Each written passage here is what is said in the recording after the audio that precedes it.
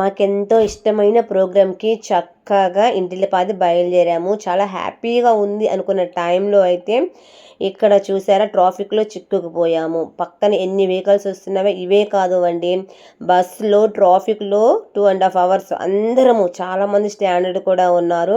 ఇక్కడ చూసారా అస్సలు మా వెహికల్ అయితే అస్సలు కదలలేదు.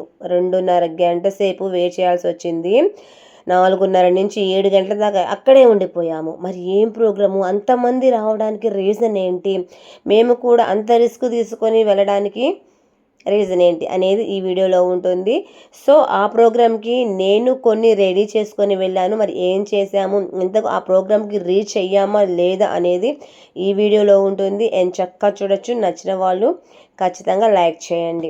ఓకేనా ఫ్రెండ్స్, మీరు అందరు బాగుండాలని మనస్ఫూర్తిగా అయితే కోరుకుంటున్నాను.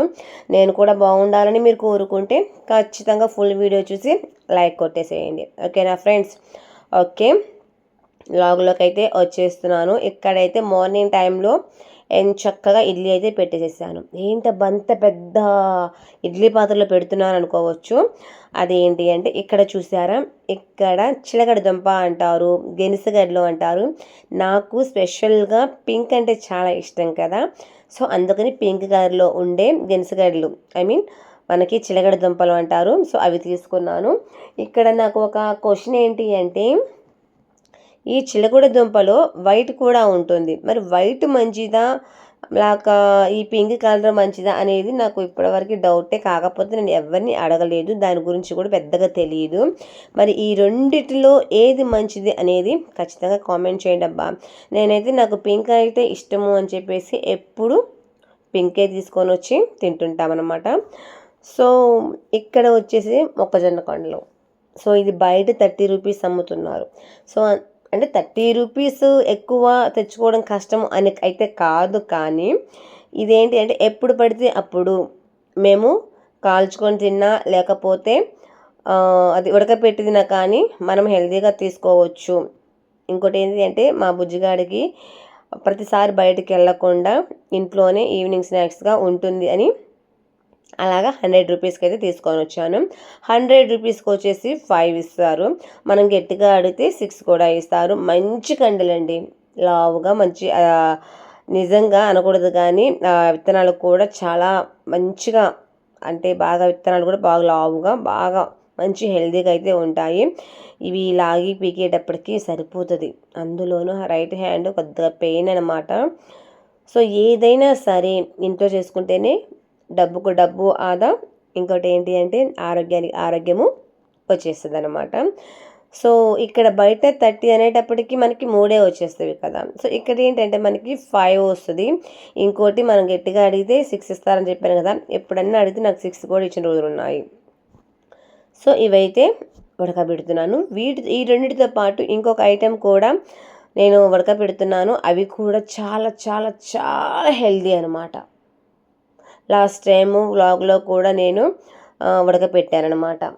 సో ఆ వ్లాగ్కి మరుసటి రోజు వ్లాగే అనమాట ఇది కూడా. సో ఆ వ్లాగ్ మీకు గుర్తుందా, Valentine's day actually February 14th video తర్వాత February 15th అయితే ఈ వ్లాగ్ చేస్తున్నాను. ఈరోజు వచ్చి February 22, ఇది నైట్ ఇస్తున్నాను కాబట్టి వాయిస్ February 23కి అయితే షెడ్యూల్ వచ్చేస్తుంది అనమాట. సో అది ఎక్కడ వచ్చేసేటప్పటికి ఈ బ్లాక్ కవర్లు ఏమున్నాయి అంటే, ఏమున్నాయి చెప్పండి, లాస్ట్ టైం వ్లాగ్ చూడలేదా మీరు? చూడకపోతే ఎలా తెలుస్తుంది అమ్మ పిల్లలు.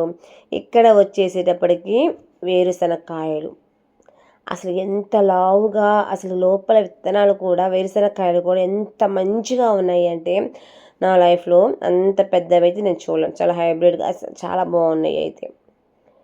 సో నేనైతే అవన్నీ బాగా వాష్ చేసేసి అంతా ఉడకబెడుతున్నాను.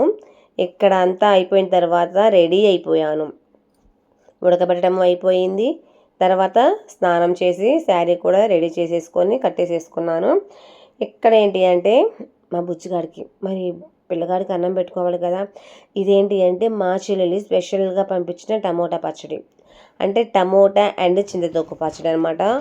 ఆ మూత బాగా గట్టిగా ఉంది, నాకైతే రావట్లేదు. అక్కడ వచ్చేసేటప్పటికి మా అత్తయ్య గారు ఉన్నారు, తర్వాత మా వారు, సారీ మా అత్తయ్య గారు కాదు, నా చిన్న కొడుకు అనో మా అత్తయ్య ఏమో ఎదురు కూర్చొని ఉన్నారనమాట. చిన్నోడు పడుకొని ఉన్నారు బుజ్జిగాడితో ఆడుకుంటూ. సో ఇక్కడ వచ్చేసేటప్పటికి ఇదిగోండి ఏ స్పూన్ పెడదామా అన్నట్టుగా చూస్తున్నాను. అంటే ఇక్కడ మ్యాచింగ్ మాత్రం ఎప్పుడూ ఉంటుంది నాకు.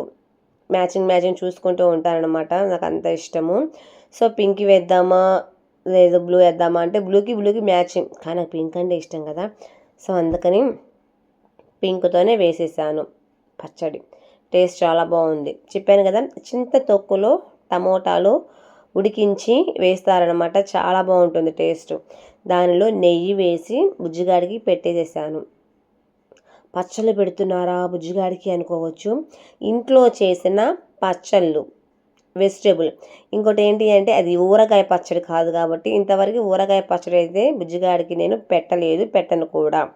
ఇంట్లో చేసినవే కాబట్టి మామూలుగా డైలీ మనం చేసుకుంటాం కదా, టమోటా పచ్చడి అని, సొరకాయ పచ్చడి అని, వంకాయ పచ్చడి అని, ఇలాగా అవన్నమాట. సో ఒక ఇడ్లీ అయితే ఉంది.